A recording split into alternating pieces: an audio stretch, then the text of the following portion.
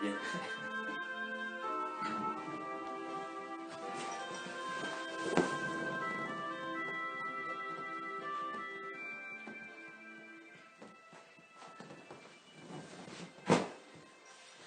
Iglesia, muy buenos días. Reciban un cordial saludo. Es un honor para nosotros, después de tantos días, el poder saludarlos a través de este recurso hoy, 29 de marzo del año 2020. A partir de hoy, en vista de las restricciones sanitarias por todos conocidos, hemos decidido como equipo de trabajo echar mano a esa extraordinaria herramienta que como generación Dios nos ha regalado, no solo para la predicación del Evangelio, sino también para la edificación de los santos. Estoy hablando de la comunicación vía satelital. Es por eso que a partir de hoy, en forma sucesiva, cada domingo, estaremos haciendo transmisiones en vivo. Para ello hemos creado un canal en YouTube, a través del cual vamos a estar entregando mensajes de la palabra de Dios. De modo pues que agradecemos a Dios todas las personas que hasta este momento se hayan podido unir, se hayan podido conectar con esta transmisión. En la mañana de hoy quisiera compartir algunas reflexiones que se derivan de la realidad que como nación, como sociedad, como familia, como iglesia y aún en lo particular, nos ha tocado enfrentar a raíz de la pandemia producida por coronavirus. Y al iniciar esta reflexión, quisiera que nosotros podamos recordar que entre octubre del año 1918 a febrero del año 1919, los Estados Unidos de América estuvieron siendo aniquilados por una terrible pandemia llamada la gripe española. Se estima que esta terrible pandemia acabó con la vida de aproximadamente 670,000 estadounidenses. Por tal motivo, las iglesias de esos entonces se vieron forzadas a cerrar sus puertas. Durante estos eternos 5 meses que duró la pandemia. Sin duda, estos debieron haber sido unos tiempos muy difíciles para las iglesias del naciente siglo XX.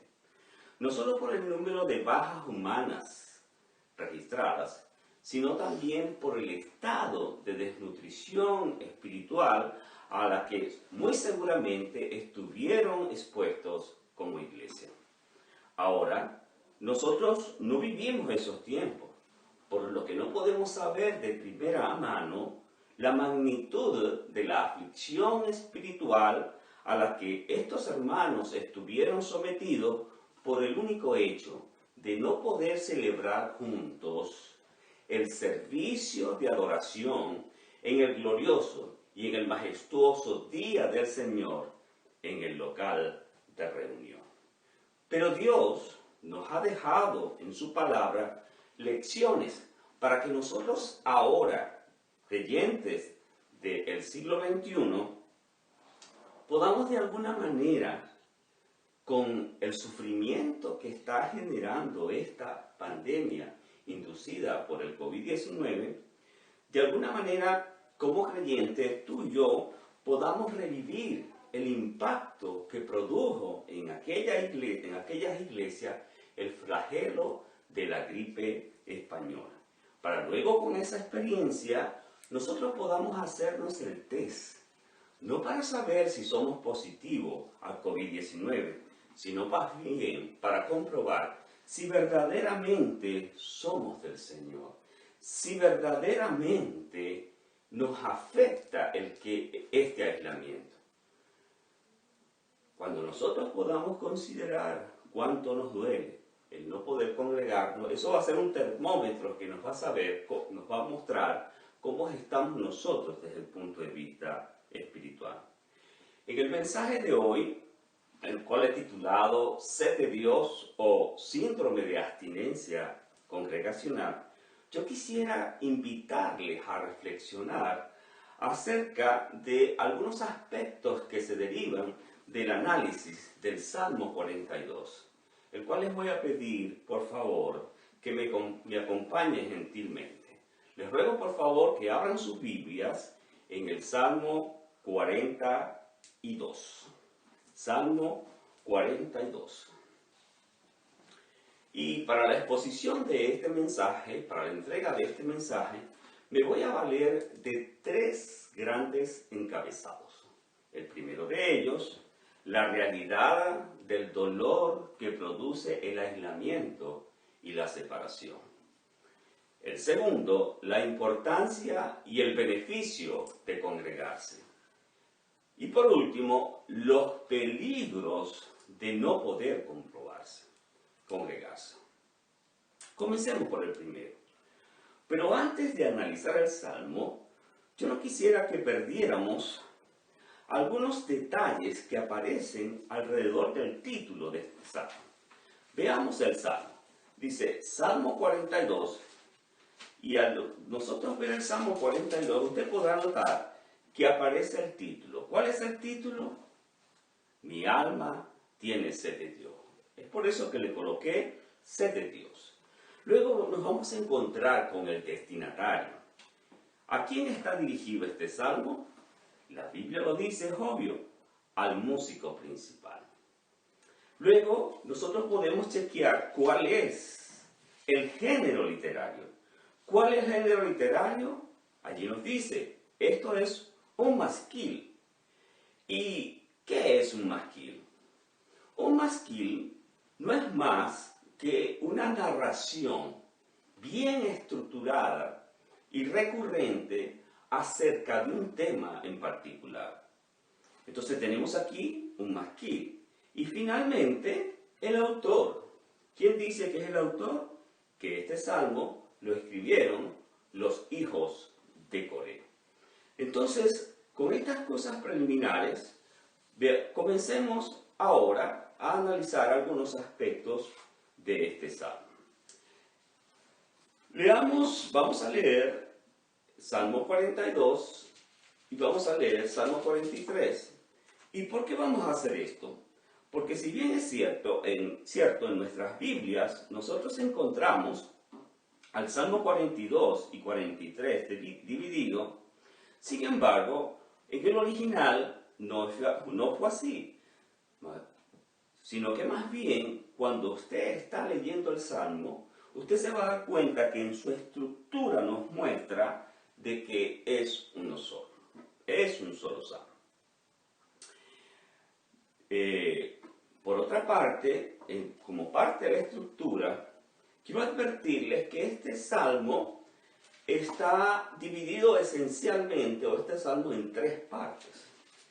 La primera parte de ello va desde el versículo 1 hasta el versículo 4. Luego de ese versículo 4 vamos a conseguir un estribillo que se repite tanto en el versículo 5, el versículo 11 y el versículo 5 del capítulo 43. ¿Qué dice ese estribillo? ¿Por qué te abates, oh alma mía, y te turbas dentro de mí? Ese estribillo lo vamos a conseguir delimitando a través de la lectura de este salmo. Así que vamos a leer el salmo en un solo chorro de voz. Lo leemos, lo analizamos y luego lo aplicamos. Leamos entonces, Salmo 42. Salmo 42 dice, como el cielo brama por las corrientes de las aguas, así clama por ti, oh Dios, el alma mía. Mi alma tiene sed de Dios, del Dios vivo. ¿Cuándo vendré y me presentaré delante de Dios? Fueron mis lágrimas mi pan de día y de noche, mientras me dicen todos los días, ¿dónde está tu Dios? Me acuerdo de estas cosas y derramo mi alma dentro de mí, de cómo yo fui con la multitud y la conduje hasta la casa de Dios, entre voces de alegría y de alabanza del pueblo en fiesta. ¿Por qué te abates, oh alma mía, y te turbas dentro de mí? Espera en Dios, porque aún he de alabarte, salvación mía y Dios mío. Salvación mía y Dios mío. Fíjense que hay algunos aspectos que es bueno señalar acerca de el escritor de este salmo. Aprendimos que el escritor de este salmo es los hijos de Coré. Ahora, ¿quién era Coré? Cuando nosotros investigamos acerca de estos personajes, nos encontramos que en el Antiguo Testamento, en el Pentateuco, se nos habla de un hombre llamado Coré, de la familia de Coré, que era un levita, pero que no obstante inició una sedición con otras personas, Datán, Abirán, y esa sedición fue no solamente contra el pueblo, sino fue una sedición contra los líderes, contra Moisés y contra Aarón. A consecuencia de eso, Dios trajo juicio sobre esta familia, la familia de Coré. Y dice la Biblia que parte del juicio, o el juicio esencialmente se basó en que Dios abrió la tierra y en ese momento, de una manera impresionante, estas personas bajaron juntos, bajaron todos, se abrió la tierra y viajaron vivos al Seol. Luego, cuando nosotros leemos en el capítulo 26 de Números, por favor, les voy a pedir que me acompañen. En el capítulo 26 de Números, hablando acerca de esta historia, el escritor nos dice: y los hijos de Eliab, Nemuel, Datán y Abiram, versículo 9, Números 26, 9, y los hijos de Eliab, Nemuel, Datán y Abiram. Estos Datán y Abiram fueron los del consejo de la congregación que se rebelaron contra Moisés y Aarón con el grupo de Coré cuando se rebelaron contra Jehová. Y la tierra abrió su boca y los tragó a ellos y a Coré. Cuando aquel grupo murió, cuando consumió el fuego a 250 varones para servir de escarmiento. Mas los hijos de Coré, fíjense que dicen, los hijos de Coré no murieron. Y uno se pregunta, ¿qué fue lo que pasó? ¿Por qué estos muchachos, a pesar de haber participado, a pesar de ser descendencia directa de esta familia, sin embargo, no tuvieron las consecuencias? Bien, fíjense que cuando nosotros analizamos estas cosas, la conclusión que nosotros asumimos, que a pesar de que la Biblia en Éxodo capítulo 34, versículo 7, nos dice que Dios guarda misericordia a millares y que de ningún modo tendrá por inocente al malvado, que visita la iniquidad, que perdona la rebelión y la iniquidad, la rebelión y el pecado, y que visita la iniquidad. O sea, la Biblia nos enseña que existe una iniquidad. Sin embargo, la conclusión que nosotros se deriva o que nosotros podemos sacar es que a pesar de que estos hombres, Coré y todos los demás que le acompañaban, eran hombres impíos, sin embargo, por la decisión que tomaron estos muchachos terminaron siendo hombres piadosos. Así que la conclusión, a pesar de que muchos de nosotros otroras éramos impíos, podemos aún así tener hijos piadosos. Y eso fue porque la decisión que tomaron estos muchachos. Yo me imagino que llegó un momento cuando estos muchachos tuvieron que enfrentar a su papá y decirle: papá, con todo respeto, pero nosotros no te vamos a seguir en lo que tú estás haciendo. Lo que tú estás haciendo, papá, es inmoral. Lo que tú estás haciendo está violentando, porque estás no solamente yendo en contra de los líderes que Dios ha escogido, sino que tú estás yendo contra Dios. Y por haber hecho estas cosas, entonces estos muchachos fueron protegidos y cosecharon bendición. De igual manera, padres piadosos podemos heredar hijos impíos, hijos que se descarríen. Y esto posiblemente sea porque nosotros hemos descuidado el papel que como padres debemos tener. No podemos olvidar que la responsabilidad de transferir nuestra fe y el temor a Dios a nuestros hijos, Dios los ha destinado en la mano de los padres. Cuando nosotros leemos en Efesios, Efesios capítulo 6, versículo 1, nosotros nos encontramos que dice: hijos, obedeced en el Señor a vuestros padres. Honra a tu padre y a tu madre, que es el primer mandamiento con promesa para que te vaya bien. La palabra etimológica en griego que se utiliza allí para padre es goneus, y goneus se refiere a progenitores. Pero cuando nosotros llegamos al versículo 4 de Efesios, nos encontramos que dice que los padres deben evitar exasperar a vuestros hijos. Dice: y vosotros padres no exasperéis a vuestros hijos. La palabra padre, que la raíz etimológica de esa palabra en griego ya no es goneo, sino que es patres. Y patres se refiere a progenitores, es decir, la primera se refiere a progenitores y esta se refiere a los patriarcas, a los papás, a los cabezas de familia. Es por eso que de esta manera nosotros entendemos que es la responsabilidad de nosotros como papá enseñarles la palabra de Dios a nuestros hijos. Y no solamente eso, sino también conducirles a la casa del Señor con sabiduría.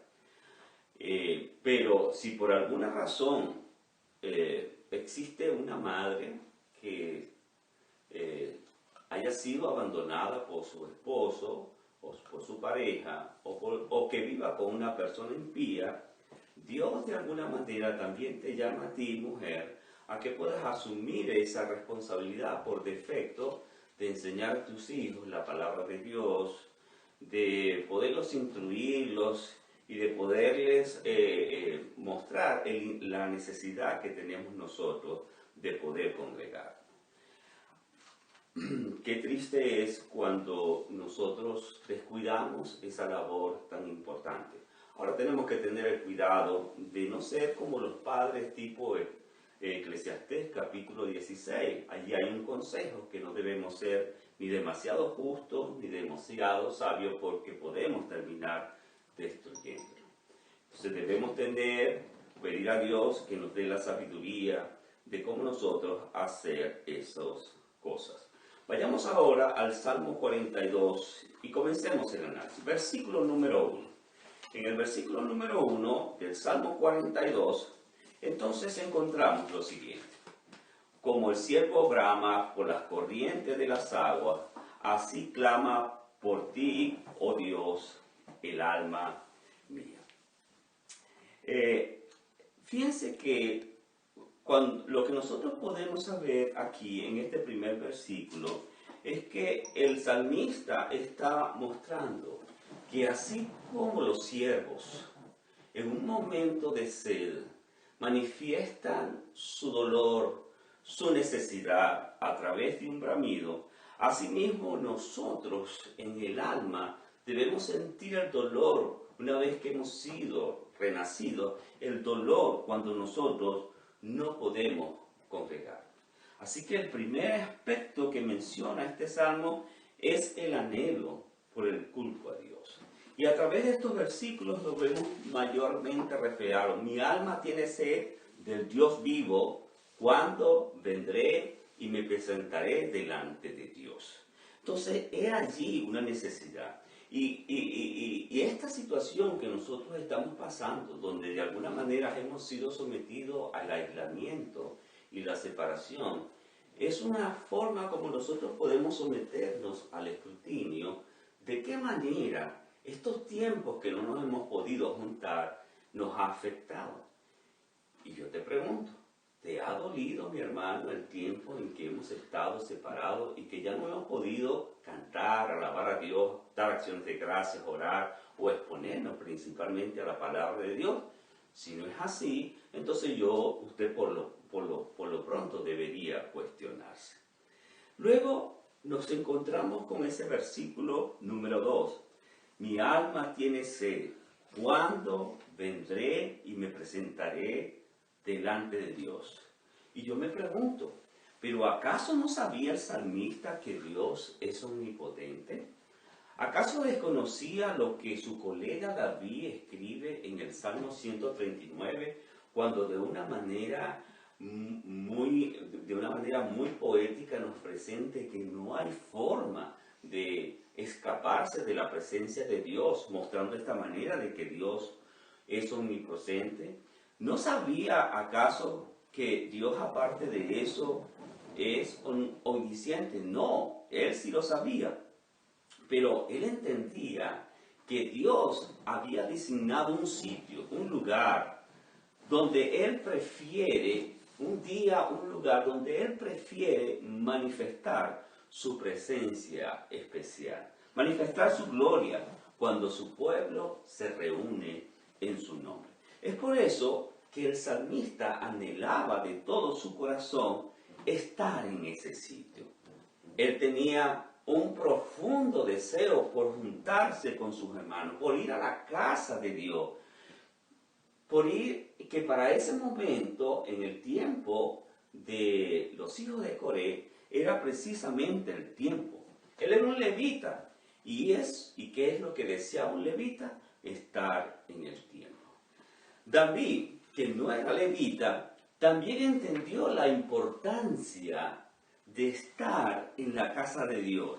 Y es por eso que en el Salmo 27, 4 dice, una cosa he demandado a Jehová, esta buscaré, que esté yo en la casa de Jehová todos los días de mi vida para contemplar su hermosura e inquirir en su templo. Mi pregunta es, ¿has tenido ese sentir por el culto a Dios? ¿Has tenido tú esa sed, ese dolor por el culto a Dios? ¿Anhelas tú estar en el lugar donde Dios ha prometido manifestar su presencia especial? ¿Has clamado como el salmista que quieres ver a Dios una vez que te expones a las Sagradas Escrituras? Vayamos al versículo número 4. Me acuerdo de estas cosas y derramo mi alma dentro de mí, de cómo yo fui con la multitud y las conduje hasta las casas de Dios, entre voces de alegría y de alabanza del pueblo en fiesta. Fíjense que el salmista se acuerda que cuando él oficiaba en el templo, él podía recordar de cómo él se conducía o cómo conducía él a las personas a alabar a Dios. Y como ahora no puedo hacerlo, él se quebranta, él se derrama en aflicción. Y nosotros no podemos sentir bien ni experimentar, ni de alguna manera imaginarnos qué era lo que sentía. Pero lo que sí es que si pudiéramos comparar de qué manera nos sentimos nosotros por el hecho de que hemos sido privados de un evento tan crucial para un cristiano y que trae tanta fortaleza como es el hecho de congregarse en el día del Señor. Veamos el versículo 5. ¿Por qué te abates, oh alma mía, y te turbas dentro de mí? Espera en Dios, porque aún he de alabarte, salvación mía y Dios mío.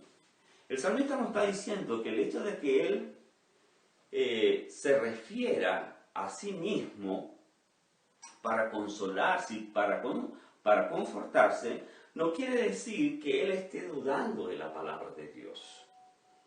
Pues en el Salmo 34, versículo 18, dice que cercano está Jehová a los quebrantados de corazón y él ama a los contritos de espíritu. Él sabía muy bien lo que decía este salmo escrito por David. Por lo tanto, él sabía que Dios estaba cercano delante de él.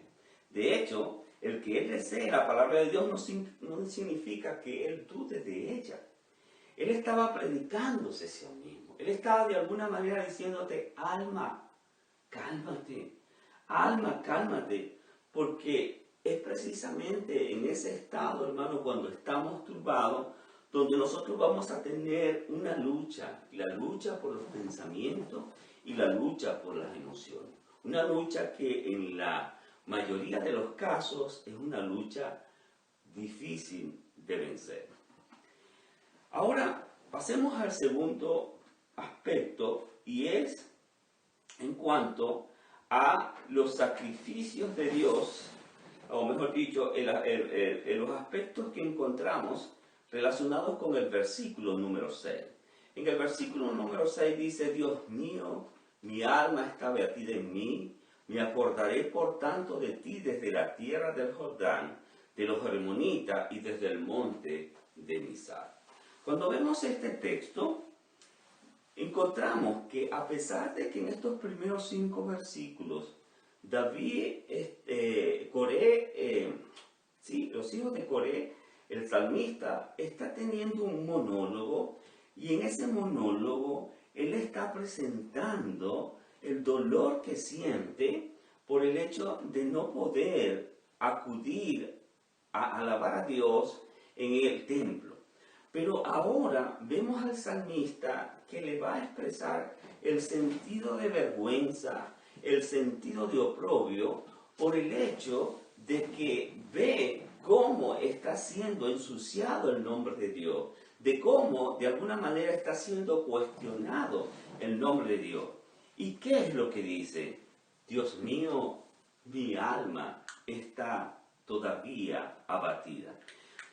Y de esta manera nosotros podemos decir, ¿cómo es posible que dice que mi alma está abatida a pesar de que ya Dios le ha dado muestra de su presencia? El salmista nos está enseñando de esta manera a cómo nosotros debemos orar. El salmista nos enseña de esta forma que no está mal, que no es indecente el que nosotros le expresemos abiertamente nuestros dolores a Dios. Que no está mal expresar cuán terrible tú te sientes.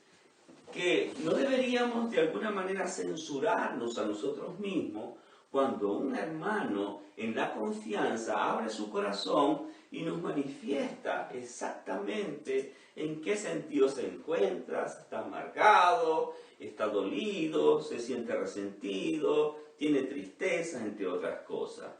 Por lo tanto, nosotros no deberíamos tener aquella apariencia que algunas personas, una apariencia a veces falsa, una veces hipócrita y a veces esquizofrénica, cuando de alguna manera tú abordas a un hermano y le preguntas que cómo se siente, y entonces encontramos algunas respuestas totalmente contrarias. ¿Cómo estás, hermano mío? Quizás le preguntamos. Y algunas de esas respuestas pueden ser en victoria, declaro bendición y prosperidad para mi vida. No digas que está mal, porque si tú de alguna manera declaras con tu boca que estás mal, entonces las palabras tienen poder. O a veces de una manera arrogante, bien, para no entrar en detalle. O me siento como un tigre, como un toro. O estoy esperando un día malo a ver cómo se siente. No, mis hermanos, de ninguna manera. No, nosotros debemos decir o debemos expresarnos como el salmista, exactamente como nosotros nos sentimos. Y poder decir, hermano, no estoy bien, yo no estoy bien, mi alma está batida dentro de mí. Mi hermano, yo no estoy bien, por favor, ayúdame en oración, mi fe está débil. Ahora, esto no es una invitación a que hagamos lo que está haciendo esta generación o la mayoría que están utilizando las redes sociales para manifestar su quebranto, para que de todo el mundo se entere de lo que le está pasando y de esa manera le compadezca. No, mi hermano, Más bien ve a un hermano maduro en la fe y dile a ese hermano, hermano, yo estoy mal, mi alma está mal, ayúdame, mi fe está débil. Y cuando se pida oración en la iglesia, por ejemplo, los domingos, atrévete a hacerte vulnerable, atrévete a exponer y diles, apreciados hermanos, yo quiero que ustedes sepan, yo quiero pedirles oración, porque yo no me siento bien, mi fe está débil. No es correcto manifestar en la iglesia que siempre tú te sientes bien, porque hay ocasiones donde no nos sentimos bien. Hermanos, esta situación del país no es como para que nosotros decimos que bueno, todo está bien, no. Si usted llega a una situación donde le afecta lo que está pasando, el estallido social y ahora esta situación de pandemia, no está mal en que usted lo manifieste, pero siempre con una actitud de confianza y esperanza. Hermanos, a veces bajo estas circunstancias tan solo nos queda llorar juntos. Es por eso que la Biblia dice, Santiago, llorad con los que lloran. A veces no vamos a tener palabras que puedan consolar a un hermano. De hecho, en el momento de la pérdida, de la crisis, esa es la consejería del mudo. Esa es la consejería donde nosotros no debemos emitir ninguna palabra, sino más bien estar con ese hermano, escuchar a ese hermano, manifestarle nuestra empatía a nuestro hermano y de alguna manera mostrarle cuánto a nosotros también nos aflige lo que a él le está pasando. A veces no tendremos palabras que decirle, pero déjame decirte que en medio de la aflicción no necesita tanto palabras. Lo que se necesita es un hermano que sea capaz de tener empatía como para llevar la carga consigo. Un hermano que si tomara en cuenta tu pasado, si tomara en cuenta ni siquiera tu desempeño como cristiano, si te estás congregando o no, sino que el día que ese hermano te llame y se entere de tu necesidad, ese hermano pueda estar disponible para acompañarte y para ayudarte a salir del apuro en el que tal vez te has metido como consecuencia de tu pecado. O que Dios te esté atravesando a través de esa prueba para que tú puedas crecer o para que se pueda formar la imagen de Cristo en ti. Vayamos al versículo número 7 y versículo número 8. Dice, un abismo llama a otro a la voz de tu cascada. Todas tus ondas y tus olas han pasado sobre mí. Pero de día mandará Jehová su misericordia, y de noche su cántico estará conmigo, y mi oración al Dios de mi vida. Ahora el salmista nos dice que él se encuentra en el monte de Hermón.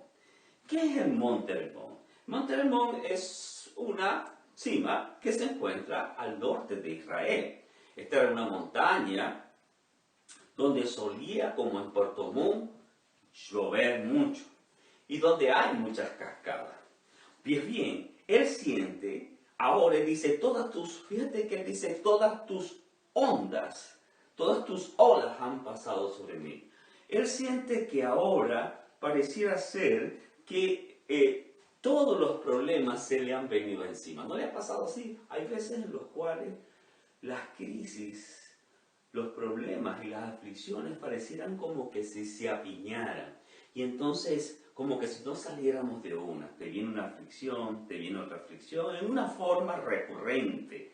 Y esto es más o menos lo que está mal. Es como que estuviera pasando por una racha de sufrimiento donde sientes que todo el problema, los problemas te abruman completamente. Y ahí dice el salmista, tus ondas. Y no dice que fue como consecuencia de su pecado, o fue como consecuencia de que la gente la tiene agarrada conmigo, o que no es producto del estallido social, o de la inseguridad, o de la economía. No, él está identificando esto, me lo está mandando Dios.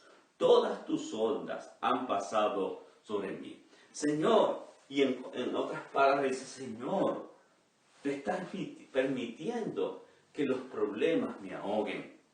Señor, todas tus ondas están pasando por mí.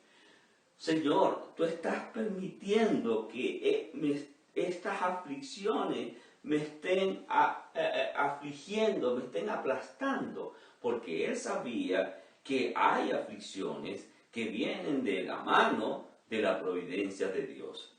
Pero en medio de estas cosas, lo impresionante es lo que dice el final del versículo 8.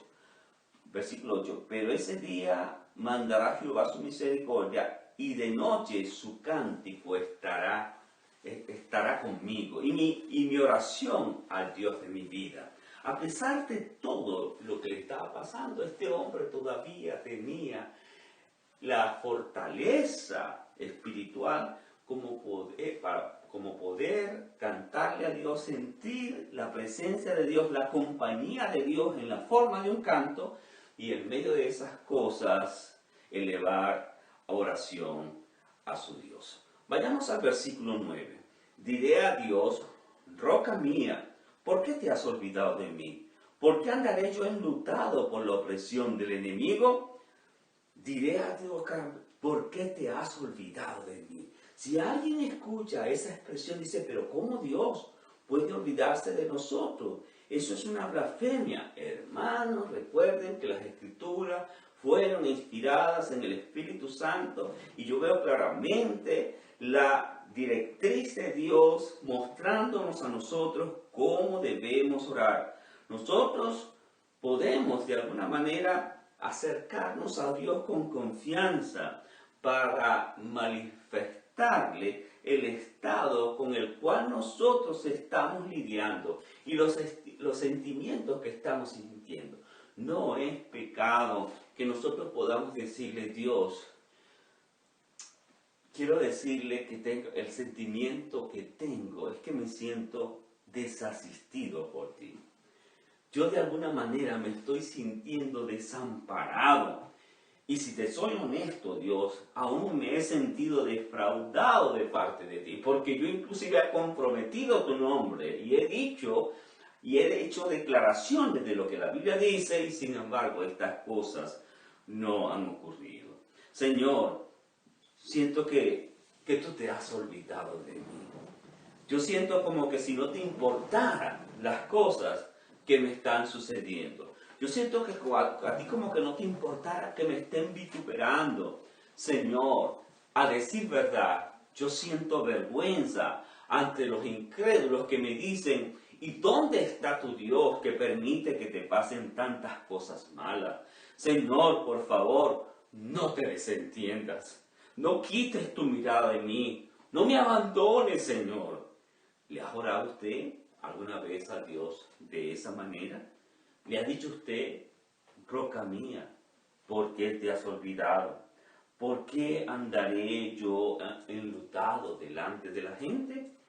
Y esto me recuerda lo que dice la Biblia en el Salmo 77. Por favor, acompáñenme en su Biblia al Salmo 77 y leamos ese texto que va a ser liberador para nosotros.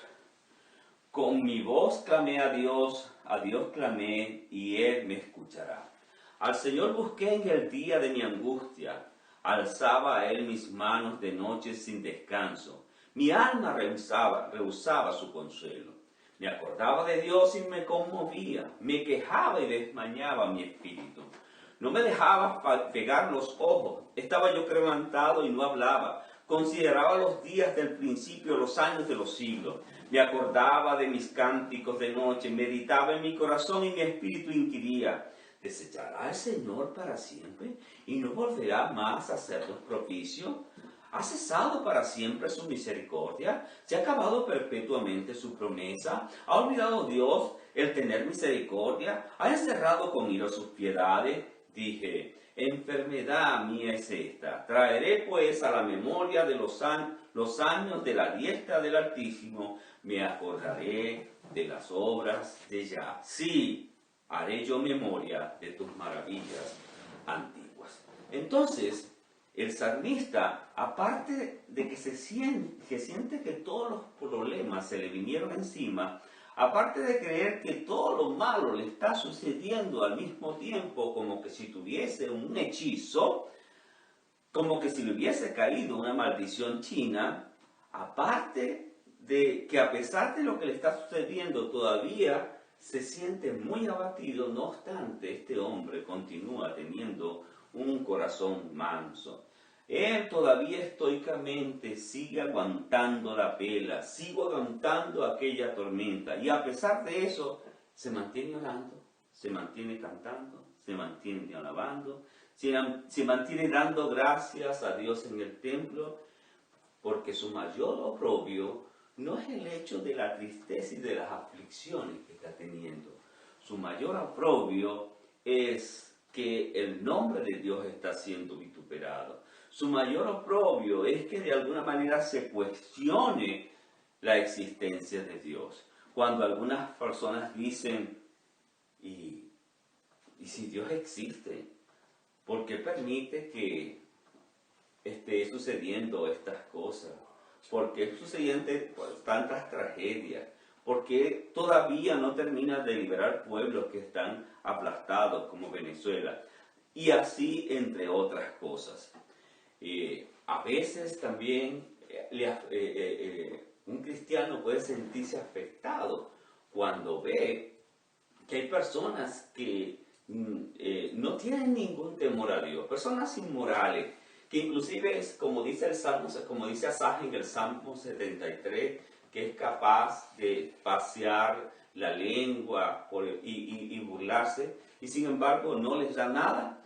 Entonces, pero este Asaf una vez tuvo que llegar, y en el versículo 18 de este salmo dice 17, hasta que estando en tu presencia entendí el final de ellos. Hermanos, otra de las cosas importantes del análisis de este salmo es que a pesar de lo inmenso que sean nuestros problemas, nosotros debemos mantener la postura de ver las cosas y comparar las cosas conforme a la eternidad. Porque cuando nosotros comparemos estas cosas nos daremos cuenta, como decía el Pablo, que es una leve tribulación momentánea.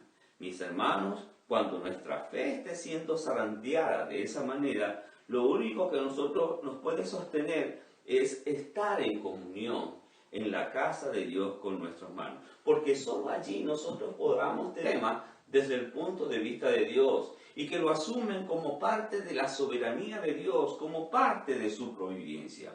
Lo único que nos va a ayudar en ese estado es cuando nosotros continuemos estando en la presencia de Dios, alabándole, dándole gracia en el culto que celebramos cada domingo, siendo consolados por su pueblo y por la palabra de Dios.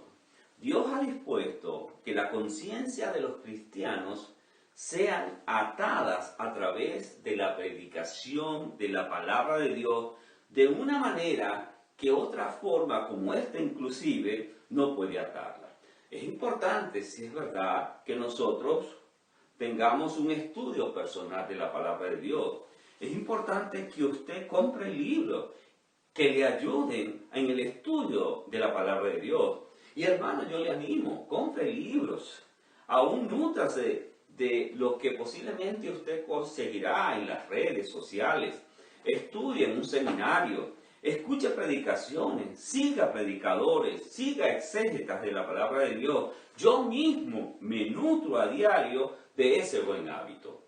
Pero eso no le va a dar lo que Dios ha prometido darle una vez que usted se expone a la predicación de la palabra de Dios en el culto de adoración. Y finalmente, y con esto cierro, leamos la tercera estrofa. Salmo 43, 1 al 4. Júzgame, oh Dios, y defiende mi causa, líbrame de la gente impía y del hombre engañoso e inicuo, pues que tú eres el Dios de mi fortaleza. ¿Por qué me has desechado? ¿Por qué andaré enlutado por la opresión del enemigo? Envía tu luz y tu verdad, y éstas me guiarán, me conducirán a tu santo monte y a tus moradas. Entraré al altar de Dios, al Dios de mi alegría, y de mi gozo, y te alabaré con arpa, oh Dios mío. ¿Por qué te abates, oh alma mía? ¿Y por qué te turbas dentro de mí? Espera en Dios, porque aún he de alabarte, salvación mía y Dios mío. Entonces, en esta última versión, el salmista entendía que él no sería ayudado, que él no sería restaurado, mejorado de su estado emocional mientras no se le permita otra vez estar en el templo. Pues él hace mención de aspectos particulares de la liturgia. Él nos habla ahí del altar, nos habla de la alabanza, nos habla de los cánticos congregacionales, porque él sabía que no había un lugar mejor en la tierra donde él quería estar que precisamente el lugar, el servicio de adoración. Mis hermanos, todo este salmo nos ha hecho entender que no tenemos lugares santos, que Jerusalén o Sion no es el sitio donde mora la presencia de Dios, que no hay una tierra santa en la que tenemos que peregrinar y obligatoriamente ir hasta allá. Hemos entendido también que tampoco los edificios, las paredes del local lo hacen santo. Pero la sustancia de esta añoranza que ha sido transmitida a través de este salmo es que nosotros necesitamos participar, celebrar junto del servicio de oración, de la comunión entre hermanos, de la koinonía, para que de esa manera nosotros podamos ser debidamente edificados. La Biblia dice en Efesios, en el capítulo número 2, versículos 19 al 22, lo siguiente: así que ya no sois extranjeros ni advenedizos, sino conciudadanos de los santos y miembros de la familia de Dios, edificados sobre el fundamento de los apóstoles y profetas, siendo la principal piedra del ángulo Jesucristo mismo, en quien todo el edificio bien coordinado va creciendo para ser un templo santo en el Señor, en quien vosotros también sois juntamente edificados para morada de Dios en el Espíritu. Pablo nos está diciendo con esta cita en el poder del Espíritu que todos aquellos que han sido eficazmente llamados por el Espíritu Santo a su reunión y su culto se han convertido en el templo de Dios, en el santuario de Dios, en el lugar donde Dios manifiesta su presencia especial. Lo que me llega a concluir que despreciar los cultos en el día de hoy, en el nuevo pacto, es despreciar a Dios. Nosotros no sabemos por qué los hijos de Coreo, por qué el escritor del Salmo no podía estar en ese lugar. Es posible que haya estado preso, es posible que haya estado enfermo, es posible que haya estado escondido, perseguido. No lo sabemos, la Biblia no lo declara. Pero independientemente de esa razón, lo cierto es que él anhelaba estar en ese lugar. Sabemos que hay motivos por los cuales nosotros no vamos a poder asistir. Estamos enfermos, estamos cuidando a un enfermo, o estamos, para los que trabajamos por el sistema de turno, estamos de turno ese día. Pero a pesar de que están allí, como yo le he dicho a algunos hermanos, yo estoy totalmente persuadido que la iglesia puede avanzar tranquilamente sin mí. El problema es que ese día yo no puedo funcionar adecuadamente. Yo no me siento bien si no estoy en la iglesia. Es por eso que este salmo ha tratado de hacernos entender la importancia, la trascendencia y la evidencia que deja de que alguien que se llame cristiano no anhele congregarse con sus hermanos en el lugar de reunión, en el culto a Dios. Si una persona no anhela participar de los elementos que componen el culto a Dios, esa persona debería cuestionarse como cristiano. El canto congregacional, las oraciones, las acciones de gracia, el bautismo, la Santa Cena y principalmente la exposición de la palabra de Dios son elementos litúrgicos del nuevo pacto y todos los creyentes debemos anhelarlo con todo nuestro corazón. Y cierro con esta pregunta. ¿Siente usted ese deseo el sábado en la noche? Cuando llega el sábado en la noche, usted puede decir o sentir, se acerca el día. Viene el día cuando yo estaremos delante del Dios Todopoderoso. Viene el día cuando participaré con mis hermanos en la adoración al Señor. Viene el día donde estaré alabándoles con ellos. Se inflaman los afectos de su alma cuando le canta a Dios. Arde su corazón cuando se escucha que preparemos nuestro corazón para la predicación de la palabra de Dios. Si ese no es el anhelo, si usted durante este tiempo no se ha sentido incómodo por el hecho de que no nos congreguemos, entonces usted debe cuestionar su fe. Si por el contrario, usted más bien ha sentido que ahora está justificado para que si usted se dedica a lo que más le agrada, muchísimo más debería hacerlo. Bien, mis hermanos, he querido a través de esta reflexión